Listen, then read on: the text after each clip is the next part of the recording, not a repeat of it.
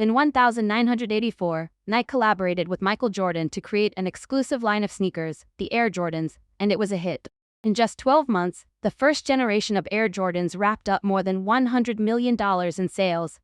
Michael Jordan brought Nike into the world of professional basketball and helped transform the brand into the household name we know today.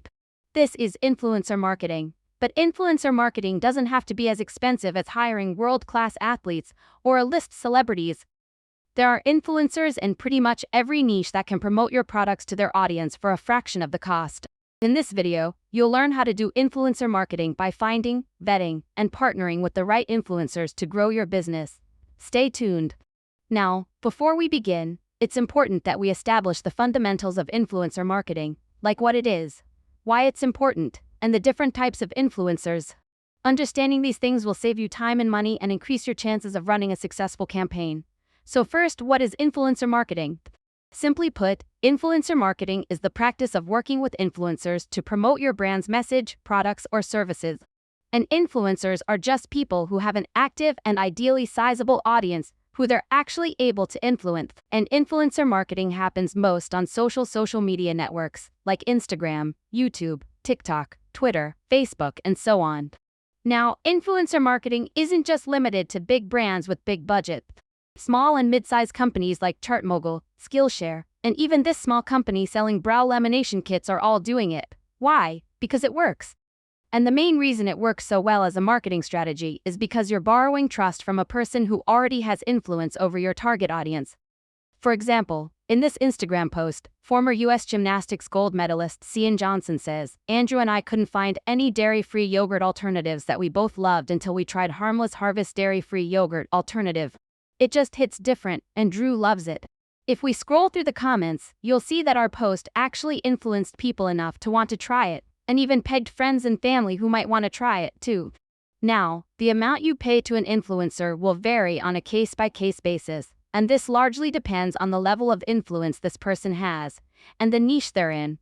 For example, it'll likely cost a lot more to get a paid sponsorship for a gambling site than for yoga, and this simply follows the law of supply and demand. Now, there are generally 5 types of influencers, which are categorized based on the size of their following. First, you have your A-list celebrities who have over 1 million followers. Then you have mega influencers that have 500,000 to 1 million followers. Next are your macro influencers with 100,000 to 500,000 followers. Then the micro influencers who have 10,000 to 100,000 followers. And finally are your nano influencers who have 1,000 to 10,000 followers. Now, I don't want you to pay too much attention to the number of followers because that's not how you should choose the people you work with. You need to vet influencers before you even approach them, and we'll dig deeper into this in a bit. But the reason why I'm grouping them by number of followers is because, generally speaking, influencers that have large followings will charge more than those that don't. So this is important to take note of when it comes to budgeting. Alright, now the actual process of influencer marketing looks something like this.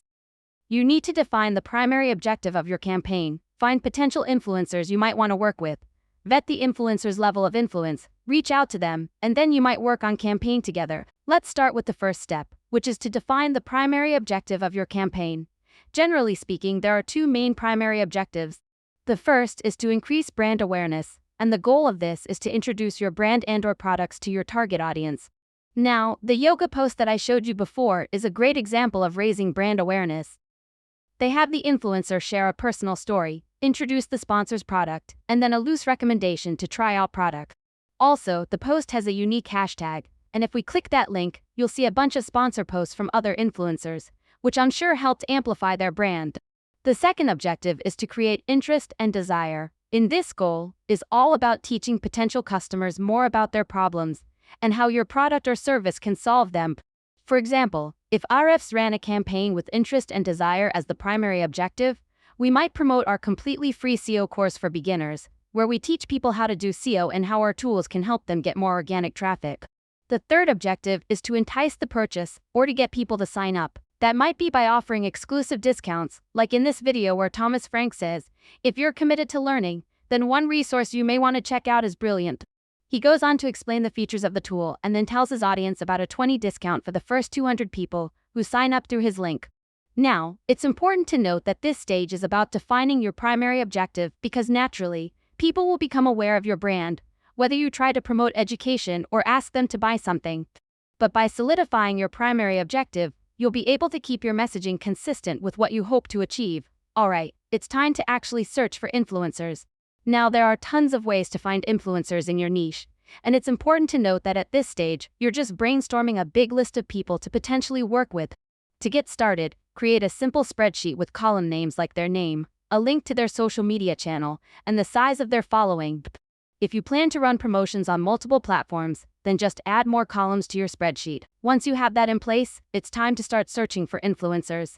The first way is to use Google to search for something like top in the near niche influencers, and you should see a bunch of list posts. Visit some of the pages and click through to some of the influencers that are mentioned. If they seem like a potential fit for your brand, then record their information in your spreadsheet. Don't give it too much thought at this point. The second method is to search on specific social platforms.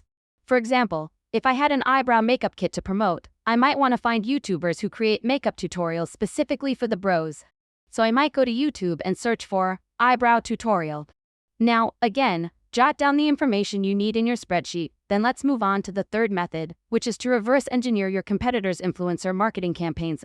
And this will largely boil down to the marketing medium you want to promote your brand on. For example, brands will often ask Instagram influencers to use a common hashtag on their sponsored post. When you see one of these posts, click that link and then look through some of the other posts. You'll usually be able to tell that it's sponsored because it should say paid partnership with the name of the brand. Now, for YouTube for sponsorships, you'd want to start with a competitor who you know is doing a good number of promotions on YouTube. Think Brilliant, Org, or NordVPN. When these companies do sponsorships, they often have the goal of enticing purchases. As a result, the influencers will almost always include a link to the sponsor in the description because of the terms of their agreement. To get started, find a sponsored video from one of your competitors. In this case, I'm looking at one that was sponsored by Brilliant. As you can see, they've given Thomas a unique URL that lives on their main domain. Now, if I hover over that link, you'll see that it actually points to a redirect URL on YouTube, meaning it's an internal link.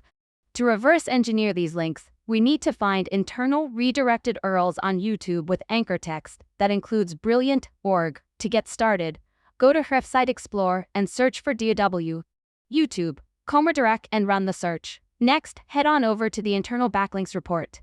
Now, all we need to do is type Brilliant.org in the search box and narrow the search down to just anchor text. Right away, you'll see a nice list of videos with links to Brilliant.org, many if not all, that are sponsorships. Now, if you want to see all backlinks, then just click this tab here. Alright, so at this point you should have a nice list of influencers in your spreadsheet to potentially work with. And that brings us to arguably the most important part of the process, and that's to actually vet the influencers. Now, the number of followers or subscribers is almost never a good metric to look at alone, and that's why our spreadsheet at this point just has a list of potential people we want to work with. And this part is super important because choosing the wrong influencer can lead to no engagement, or even worse, you can hurt your brand. Now, there are two main parts to vetting. Number 1, you want to make sure that the influencer will be a good representative of your brand. Number 2, you want to get an understanding of the engagement metrics you can expect. And this should help you come up with ways to create projections for your campaign.